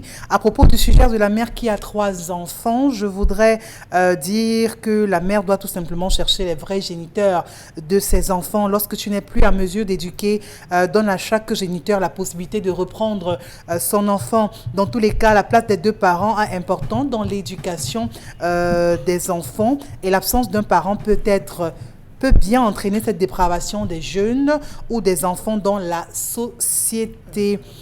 Autre réaction SMS. Ma fortune, voilà, depuis Douala, vraiment tout est à reprendre pour ces enfants. La faute revient à l'entourage, à la mauvaise compagnie, à l'État camerounais pour la maman et ses 3 enfants. Il aurait dû commencer tôt parce que maintenant ça devient très compliqué pour elle. Autre message, même si on ne nous enseigne pas l'histoire du Cameroun à l'école, vous nous faites ça sur le plateau chaque jour. Merci à vous tous. C'est Vanel depuis Yaoundé qui envoie cette réaction. Bonjour, il y a un marabout qui tue les jeunes à Fumbot en les promettant enrichissement. Parlez-en, mais ces églises de réveil que vous voulez fermer, vraiment, qu'y a-t-il comme problème? Vous avez des pasteurs qui interdisent la transfusion sanguine, des pasteurs qui interdisent le port du masque. Ça aussi, c'est une dépravation. Ils disent même que n'existe pas. N'existe pas, qui disent qu'ils soignent. Ça aussi, c'est une dépravation des mœurs. Vous avez cette jeune fille qui a tué sa mère parce qu'elle disait que sa mère voulait la tuer. Sa mère voulait avec la hache. Mais ça, c'est ça. Voilà ce qu'on vit. Isabelle Carole. Bonjour à vous sur le plateau. Vraiment, la jeunesse d'aujourd'hui est une jeunesse égarée et les trucs sales sont pratiqués par les enfants des bourgeois. Je dis souvent à mes camarades de classe que la fierté de la jeunesse, c'est la honte de la vieillesse. Linda, depuis Bandia, qui nous envoie cette réaction. Bonjour sur le plateau par rapport à la colère. Moi, je pense que cette situation vient de l'ennui. Les étudiants, les jeunes étudiants comme moi, par exemple, ont énormément de temps libre entre les cours. Et ce temps, comment est-il occupé ou géré? Si nous n'avons pas la possibilité d'accès à de petits jobs ou alors à des stages dans des entreprises, nous serons contraints de nous tourner vers la télévision qui, selon moi, est le point de départ de cette situation déplorable. Pour moi, il faut au maximum occuper la jeunesse. Alors, Fabiola Makwete, mais il faut le dire. On parle également de dépravation de mœurs. Toujours au Cameroun, on a vu des concerts de musique. Quand on dit concert de musique, permettez-moi, fin des années 90, on a des artistes qui sont célèbres aujourd'hui au Cameroun. D'ailleurs, il y a des pionniers qui, lors des concerts, c'est bien sûr, on voit comment les danseurs se comportent sur les scènes. J'ai été également très jeune, animateur de radio, j'ai présenté la fois promo de Tinga à l'époque. J'étais, je vais dire, dans les starting blocks et je travaillais avec des gens. Je peux vous dire sincèrement que cette dépravation de mœurs est même actée et encadrée par l'État du Cameroun. Quel genre de danseurs vous avez sur les plateaux? Quand on parle de concert, allez voir comment les gens s'habillent.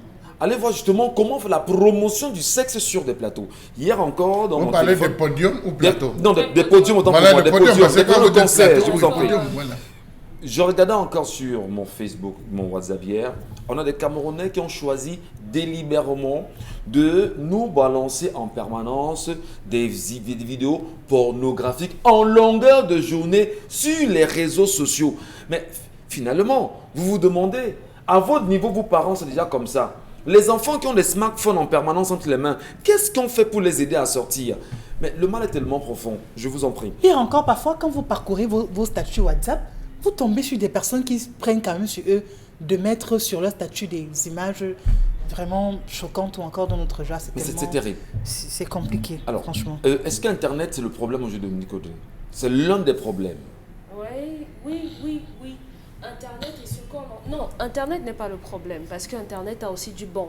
C'est ce qu'on en fait qui est un problème. Mais puisque tous ces sites, vous l'avez dit, les sites sont Oui, là, on tous peut les sites sont bloquer. ouverts. L'antique ne peut pas agir là maintenant. Non, c'est vous qui alimentez Internet. Comment ça, moment Comment vous pouvez dire que l'ordinateur est mauvais? C'est vous qui mettez des choses dans Internet. contenus. C'est comme un couteau, c'est vous qui jugez de en fait, c'est vous les hommes. Est-ce que l'Agence nationale de technologie et de l'information et de la communication ne peut pas s'engager Mais à il peut. bloquer Audrey a pris l'exemple de la Chine tout à l'heure. Quand vous voulez éduquer votre population à certaines valeurs, vous bloquez les autres. Certains sites, ils ne pourront pas y Le avoir problème, accès. c'est où vous bloquez les autres. Mais Parce que il quand suffit vous- d'avoir la souveraineté pour le faire. Quand vous parcourez certains sites pornographiques et que vous regardez les vidéos, vous avez l'impression de voir des enfants de 6e en train de tourner. Et ce sont des micro-vidéos. Quand vous regardez même l'environnement, vous avez l'impression que c'est votre petit voisin qui est en train de le faire et qu'après on a mis ça sur Internet. Est-ce que vous savez même qu'on recrute auprès de ces élèves-là? On va leur dire, si tu veux présenter ton visage, on va te donner peut-être 500 000. Si tu ne présentes pas, on te donne environ 200 000 si tu te couvres. Je me demande bien ce que c'est pas dans les universités aujourd'hui, parce que à Yaoundé, que ce soit à Soa, que ce soit à Ngouekele, on a eu des scoops, Ça foisonne. des scoops géants. Mais il faudrait faire quelque chose. On sait qu'en ce moment, il y a le réseau parlementaire, il y a le réseau des femmes parlementaires du Cameroun qui a souhaité également en savoir un peu plus sur la question. Justement, les femmes députées ont partagé leurs préoccupations tout en proposant quelques solutions. Et à la source, bien sûr, de ce mal et les résultats d'un diagnostic qui est assez compliqué aujourd'hui. Qu'est-ce qui peut faire qu'on arrête Moi, cela? j'ai une question. Est-ce que les députés peuvent le faire? Leur- Est-ce qu'ils ont la capacité? Leur Je vais le dire. diagnostic a été fait Ouais. comment? A été fait où? Parce qu'il ne faut pas se contenter de C'est de la nous poudre de écouter PNP ou ici. bien Oui, Diagnostic peut-être c'est de quoi? de la dépravation des mœurs. les réseaux par le Ils ont le fait réseau ça. par- On dit le que réseau les parlementaire du Africains, Cameroun. l'Afrique noire s'est réunie en 87, a fait un diagnostic et a rendu public. Et on n'a rien fait avec ça. On n'a rien fait. Et maintenant, elles ont fait leur part de diagnostic. Et c'est quoi dans le... On va faire quoi ensuite? Attendons de voir. Merci à vous, madame, monsieur. On marque une pause rapidement et puis on se retrouve juste 5 minutes chrono avec, bien sûr, nos partenaires SCI Mobuild qui nous retrouvera dans un moment avec Consti Lamine qui nous fait bien sûr le plaisir et l'amitié de nous y retrouver. Vous êtes très nombreux à réagir, bien sûr, à la colère de ce matin, mais surtout, vous êtes très nombreux pour beaucoup de parents. Je vous le dis aussi en tant que parent, il y a une image d'enfants qui fait le tour des réseaux sociaux, des enfants qui ont entre 4 ans, 6 ans, 7 ans pour certains, et l'aîné doit avoir 16 ou 17 ans, qui sont des hommes uniquement et qui ont choisi de pratiquer la fellation d'enfant à enfant. Croyez-moi, il faut faire quelque chose de plus vite. Si on continue de rester là en nous disant... Nous n'allons rien faire. On peut faire quoi? On va faire comment? Le on va faire comment risquerait d'être très grave demain pour les générations à venir. S'il vous plaît. Et on a eu bien sûr on a eu des sorties ces jours-ci du Conseil national de la jeunesse qui est sorti dit voilà, il y a une histoire d'images choquantes sur les réseaux sociaux. Mais ce n'est pas ce dont on attend ce Conseil de la jeunesse, ce Conseil national de la jeunesse. Ce n'est pas ce dont on les attend. On les a fait muter. Maintenant, ils parlent du Conseil municipal de la jeunesse. Le C'est incroyable. ministre de la Jeunesse vient de créer le Conseil municipal de la jeunesse. Donc, on est en train de voir entre le Conseil de la jeunesse et le Conseil municipal de la jeunesse qui est en train de se passer dans les municipalités, M. Michel Gatchou. On attend de C'est un voir. travail qui est en train d'être mené. Mais Voilà, Mais on est en il train de faudrait, mener. il faudrait au plus vite que les parents qui nous s'embrouille. regardent ce matin, que les familles qui nous regardent, que ceux qui nous regardent et qui prennent conscience, s'il vous plaît, faisons quelque chose de plus vite pour nos enfants. Sinon, demain, nous n'aurons même plus de larmes pour pleurer. Je vous en prie. Consti Lamine, SCI Mobile, dans un instant. Alors, Bonjour, Consti. Bonjour Michel Gathiou, bonjour à tous nos nombreux téléspectateurs, bonjour à tous ceux-là qui sont à la recherche d'un terrain, qui ont besoin d'acheter un terrain dans la ville de Douala, dans les localités telles que Ngombe, Londi B et bien entendu PK 28. Alors ce matin, le concept Salaka vient en exclusivité parler de la vente des terrains. Et quand on parle bien sûr de la vente des terrains, on a besoin de choisir un partenaire sûr, on a besoin de choisir un partenaire crédible, raison pour laquelle le concept Salaka, après plusieurs mois d'enquête, après plusieurs mois d'études, a donc décidé ce matin de venir présenter SC Immobile, cette agence immobilière agréée par l'État camerounais, cette agence immobilière qui vous permet d'acheter des terrains de très très bonne qualité à des prix vraiment dérisoires. Raison pour laquelle ce matin, je viens donc attirer l'attention de tous nos téléspectateurs qui nous regardent ce matin. En image, on peut apercevoir ces hectares de terrain qui sont en vente uniquement pour vous. Ces hectares de terrain qui sont titrés, ces hectares de terrain qui sont vérifiés, ces hectares de terrain qui sont bien entendu lotis, ces hectares de terrain qui vous seront vendus par l'agence immobilière SC Immobile. Donc, chers téléspectateurs, plus besoin de se faire narquer, plus besoin de chercher de midi à 14h. Pour ceux qui ont besoin d'un terrain dans la zone de Lundi B, pour ceux qui ont besoin d'un terrain dans la zone de PK28, pour ceux qui ont besoin d'un terrain dans la zone de Ngombe.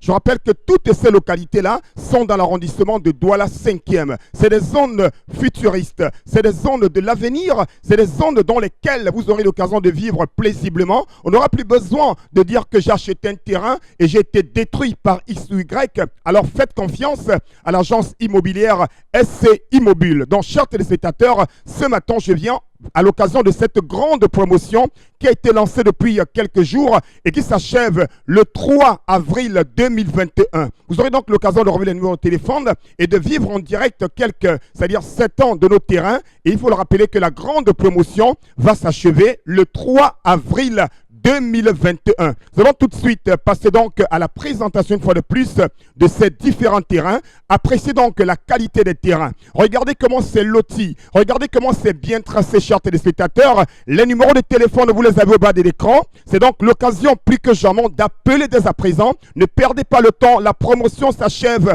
le 3 avril 2021. Vous aviez encore quelques jours seulement pour bénéficier de cette grande promotion des terrains titrés, des terrains vérifiés dans la zone de Londi B, de Ngombe et de PK28. C'est à Douala 5e. Donc, nous allons tout de suite donc passer aux choses sérieuses, chers téléspectateurs. Et donc, il se pose la question, à combien le mètre carré? Vous savez très bien quand le concept Salaka a décidé de vendre un produit, c'est qu'il est de très bonne qualité. Il est également moins cher. J'ai vérifié, j'ai mené des enquêtes. C'est des terrains titrés, c'est des terrains vérifiés, c'est des terrains fiables, c'est des terrains sûrs, chers téléspectateurs. Alors, vous les avez donc à partir de 3500 francs le mètre carré. Oui, je dis bien un terrain titré, un terrain loti, un terrain vérifié.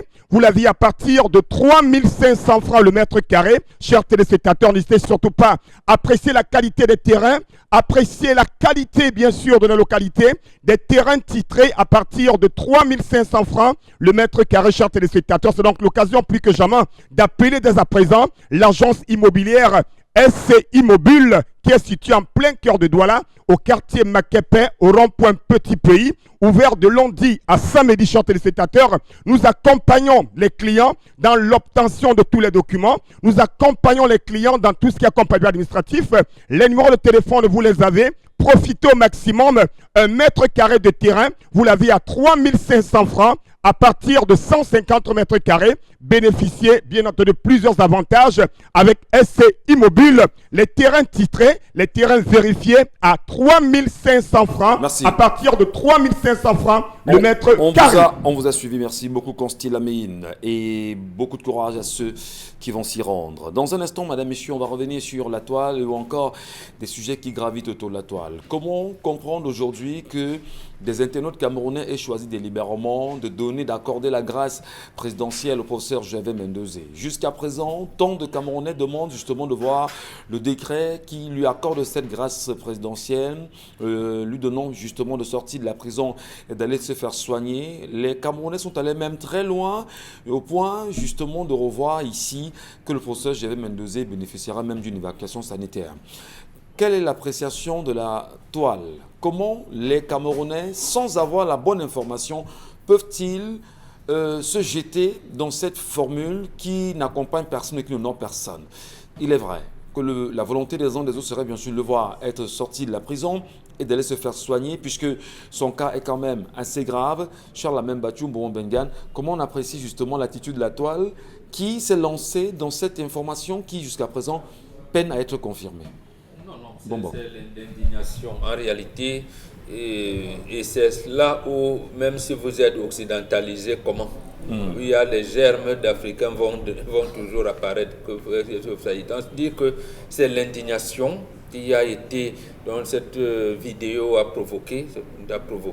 Si on voit la maltraitance d'une personne, d'un citoyen, et les gens ne pouvaient pas rester indifférents. On ne dit pas que c'est le seul, mais on sait bien qu'il y a des non-names qui subissent plus que ça. Mais au moins, il y en a qui apparemment peuvent être, je vais dire deux choses. La première, l'État doit s'occuper de la santé de cette population. Que vous soyez libre ou en prison, on doit s'occuper de votre santé.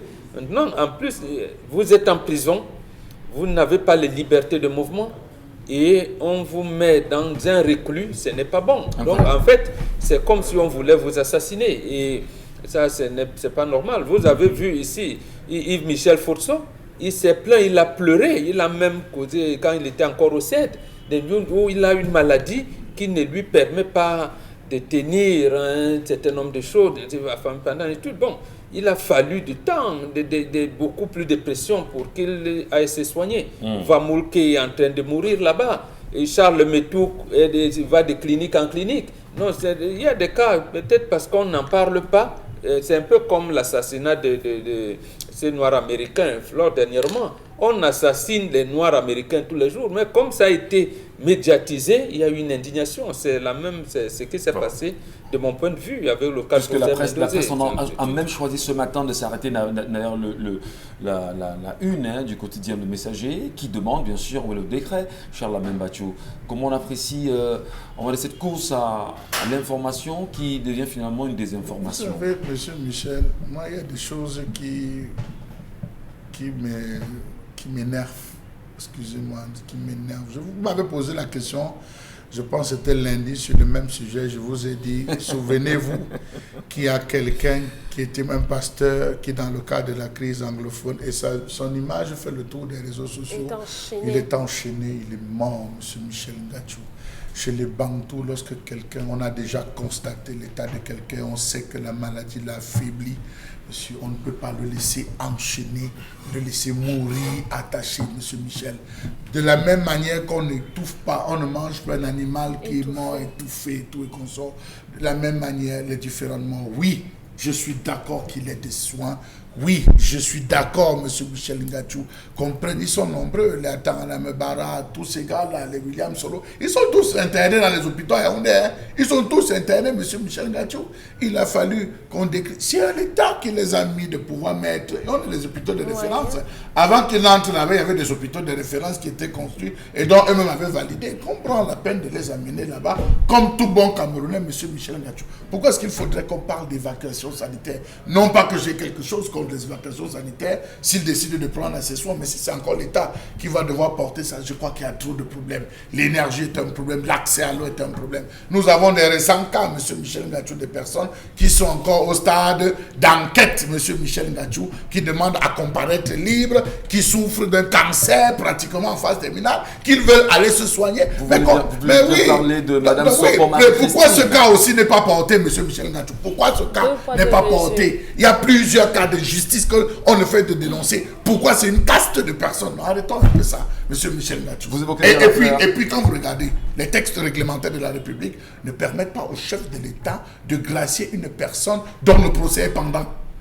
J'ai pris le procès pendant en justice. Les textes ne le permettent pas. Non, les textes ne permettent pas. Est-ce qu'on a déjà clôturé avec M. Michel Ngachou le procès de Mendoza? Oui, le procès de Mendoza. Il s'est encore pendant au tribunal. Non, Pas du il tout. a été condamné il y a 20 ans. C'est pas la seule affaire. Il était condamné et puis il y a eu de nouveaux affaires sur lesquelles il a été rappelé bien sûr à la barre. Mais on va le dire, parce que Charles Hamel, c'est- vous avez touché un point aussi important parce qu'il y a de nombreux, moi également l'a dit sur le plateau, il y a de nombreux Camerounais dans les hôpitaux Oui. aujourd'hui, dans les prisons. On a parlé du cas de Madame Sopo Marie-Christine ici, cette employée de golfing qui tente depuis des jours de se faire entendre et qui ne se reconnaît pas dans une affaire de 900 millions dont on l'accuse justement d'avoir détourné cet argent. On va plus loin. Précision faite, son mari a donné une caution de 1,5 milliard, enfin 1,250 millions. Une caution, c'est pas qu'il remboursait. Pour qu'elle puisse comparaître libre, on refuse et on se rend compte justement dans l'enquête aujourd'hui de Bengal qu'il y a des noms, il y a des personnalités, il y a des hauts commis de l'État, il y a des ministres qui ont la main bien sûr. Lequel aussi n'est pas Mais surtout qu'il y a une justice, il y a quand même des membres de la justice derrière Bengal. Oui, mais Finalement, c'est un absolument. broyeur pour des innocents. Et cette femme qui est d'ailleurs franco-camerounaise, qu'est-ce qu'on fait pour ça? Au moins trois choses. La première, pour consolider un état de droit dans un pays, il faut que les magistrats jouent leur rôle. Maintenant, comment vous faites donc lorsque le magistrat qui a son pouvoir apparemment, qui n'est pas sous les ordres du pouvoir exécutif, a la photo du chef de l'État derrière son bureau? Voilà. Voilà, vous arrivez dans le bureau, même à la Cour suprême, la photo du chef de l'État est partout. Ça fait quoi là-bas? Ça crée une influence. Ça fait quoi là-bas? Donc, influence pour quelqu'un qui aura le le magistrat est là, Est-ce qu'on dit que ça crée une il dit que le influence chef dans de le l'État est en travail train de qu'il a me fait? regarder. Non, c'est le peuple. Vous rendez la justice au nom du peuple camerounais. Première chose. Deuxième chose, justement, dans le cas des cas de maladie maintenant, et nous avons, vous avez un prévenu qui est malade. Pourquoi vous, le magistrat qui connaît la loi, qui connaît le droit, qui connaît tout, qui est un pratiquant du droit, ne lui donne pas la possibilité de se soigner? Donc, De il y a rendez-vous des- manqués pour une femme qui est quand même malade de Atteinte de cancer, cancer. atteinte de cancer. Voilà. 2 rendez-vous manqués déjà. Alors, c'est pas un choix délibéré de la tuer, de Non, la voir on se mourir pose là-bas? des questions, mais justement, on se pose des questions. Pourquoi maintenir dans ces gens de... son identité Quelle est de l'utilité? Française, Quelle est... c'est tout. Parce Mais que c'est un comment procès on quand comprend même pas? où on se rend compte que malgré les traces, elle n'est impliquée en rien, mais que la justice choisit justement de la maintenir en prison. Elle dit, d'ailleurs même les avocats, même le juge est embarrassé devant la situation.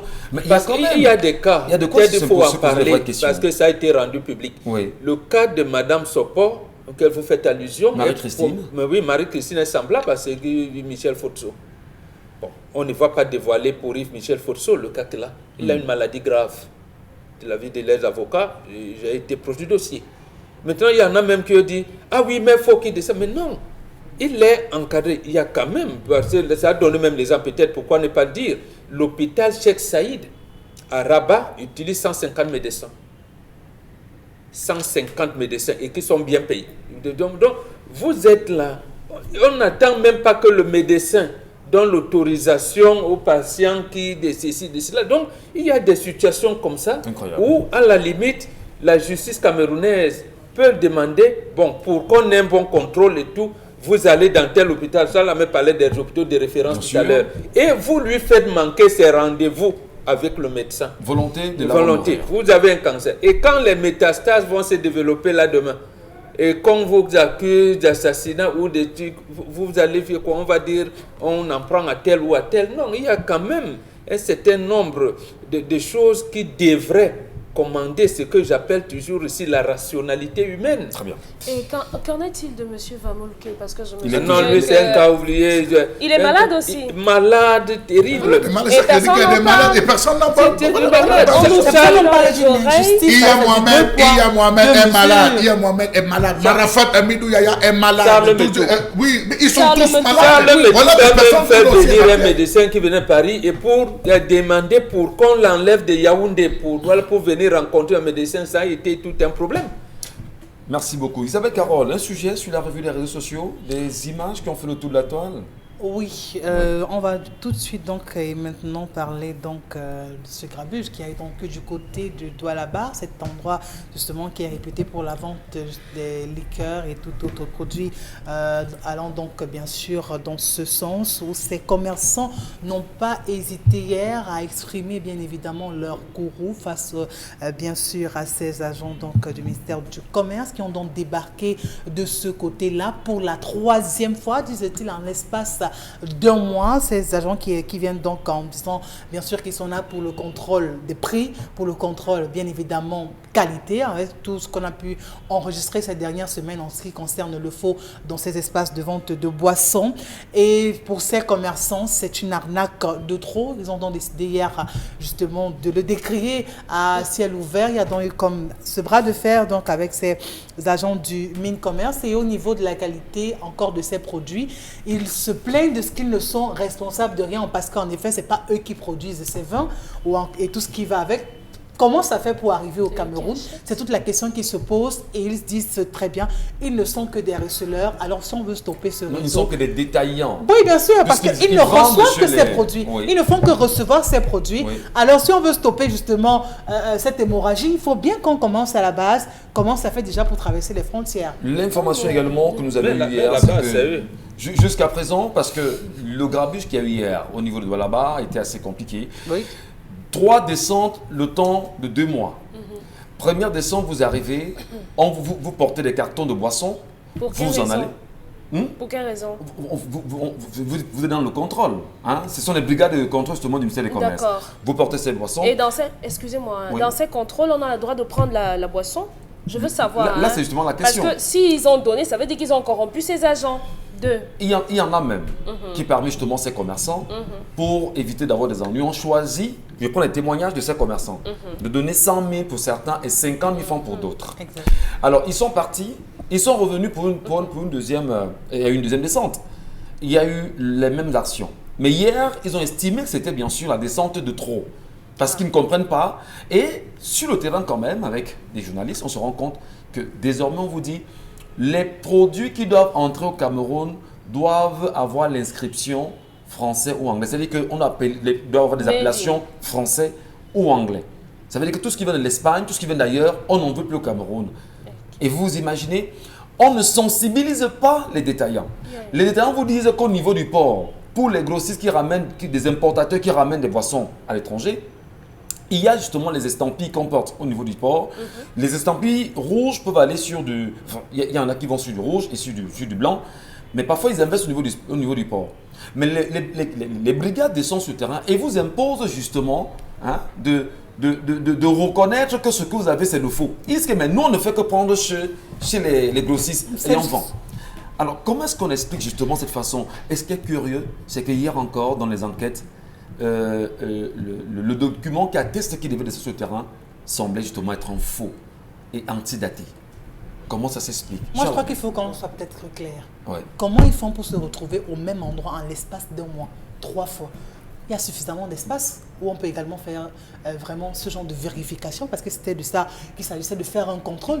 Il y a autant d'espace. Pourquoi ne pas le faire? Ils se plaignent de cette récurrence. Une récurrence qui s'achève comment? Qui s'achève justement avec l'argent qu'on va mettre en dessous pour dire non, écoutez, voici ceci. Pour des whisky qui vont prendre et qui vont emporter. Vous vous plaignez de ce qu'il est commercialisé là-bas. C'est du faux. Qu'est-ce qu'on fait de ça?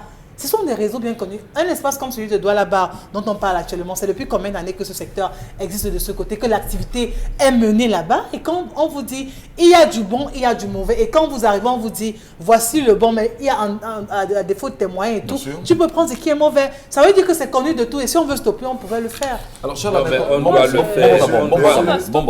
Vous avez dit, ils reconnaissent. Ces commerçants, pour certains, ils ont reconnu que c'était de faux. Mais ils ont dit aller à la source. Mais justement, c'est eux qui doivent connaître, qui doivent amener vers la source. Ça veut dire, s'ils ont eu un intermédiaire, on arrête cet intermédiaire jusqu'à arriver à la source. Les grossistes, c'est ça? Oui, les grossistes. Parce que comment la boisson part d'ailleurs? Les fournisseurs, comment ça traverse la douane camerounaise pour arriver au niveau? Qui est sûr que ça traverse la douane? Si ça, est-ce que ça peut se faire à Yo-Yo?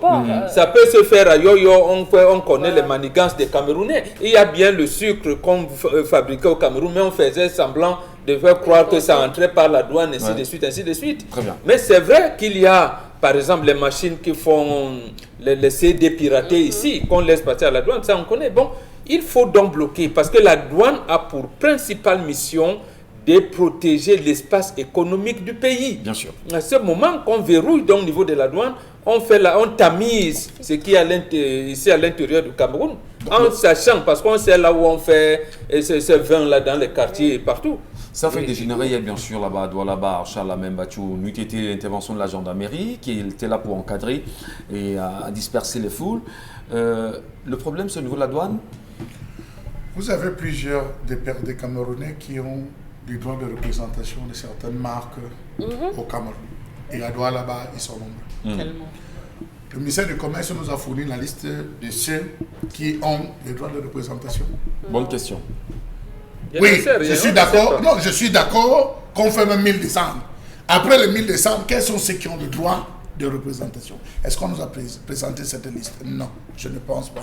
Vous avez telle marque, on vous dit c'est telle personne à Douala qui est chargée pour toute l'Afrique centrale. Non, il n'est chargé que pour le Cameroun. Il y a des Camerounais qui vont chercher les représentations, M. Michel Gathiou, qui transportent ça pour venir au Cameroun. Lorsque pour ces mêmes personnes qui ont eu ces droits, on arrive encore à leur dire que c'est du faux, M. Michel Gathiou. Posons-nous la question, est-ce que nous avons un laboratoire qui procède à des prélèvements de différents types de vins pour attester que ceux-ci, ou lorsqu'ils se déplacent, ils ont des réactifs particuliers, on dit ouvre tel bouton, ouvre un verre, on met tel réactif pour se rassurer à l'immédiat au niveau de la couleur et la texture, que c'est du faux, M. Michel Gathiou? Ça part sur la base de quoi? De l'étiquette ou tout simplement du timbre qui est absent? Il faut encore se poser, parce que c'est tout ça que ces différentes personnes sont en train de reprocher à ces différentes brigades qui descendent. J'ai suivi particulièrement ce reportage où on vous dit, la première fois, c'était un groupe. Deuxième fois, c'est 2 ou 3 personnes qui ont sauté, 2 nouvelles personnes se sont ajoutées. Troisième tour, c'était différentes personnes avec à la clé un chef qui changeait à tous les tours. Mais ça, tout simplement, c'est de l'escroquerie et de l'arnaque. On les voit ici à la rue de les brocantes, M. Michel Gathiou, où ils ont fait 6 descentes en l'espace de 2 mois avec une seule question, service après-vente. Si quelqu'un vient acheter le frigo chez vous, et qui, un mois après, le frigo ne donne pas, il revient, est-ce que vous changez le frigo? Il a dit que mon frère, j'achète à Bonabéry.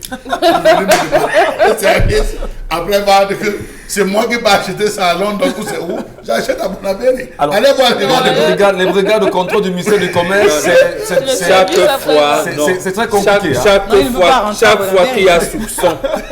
Chaque fois qu'il y a soupçon de fraude, ils peuvent descendre.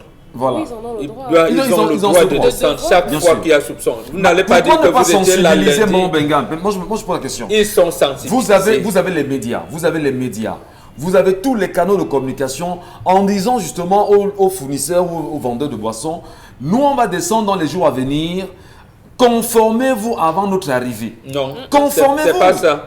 Quand on vous délivre une licence d'exploitation de boissons, c'est contenu dedans. C'est contenu que les prix sont homologués à ceci, c'est contenu que les boissons, vous devez les mettre au niveau, à l'étalage, au tel niveau, ainsi de suite, ainsi de suite. C'est contenu dans. Maintenant, lors des soupçons, il y a même la police des polices. Ça veut dire qu'on peut envoyer une brigade de contrôle. Le chef estime que vous avez été laxiste. On envoie la même, mais on adjoint quelqu'un d'autre pour venir faire le contrôle du contrôle. Voilà. On vous dit merci à vous, mon Bengan. Merci, Charles Amel. Merci, Isabelle, Carole Zoupet et Dominique Audrey-Yengelek. Madame, messieurs, tout en vous demandant de rester connectés sur Equinox Radio. Restez scotchés à votre télévision. Le rendez-vous est prévu demain lorsqu'il sera à 10h. D'ici là, portez-vous bien. Allumons nos cerveaux. Le Cameroun doit être reconstruit.